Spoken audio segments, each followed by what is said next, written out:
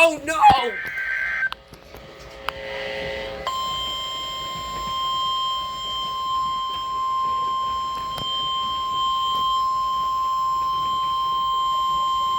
The National Weather Service in Melbourne God. has issued a severe thunderstorm warning for western Seminole County and east central Florida, western Orange County and east Hailstorm. until 8 p.m. Eastern Standard Time.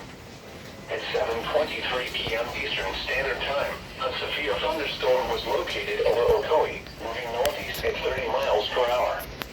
Hazard, 60 miles per hour with gusts and quarter-size hail. Source, radar indicated. Impact, hail damage to vehicles is expected. Expect wind damage to roofs, siding, and trees.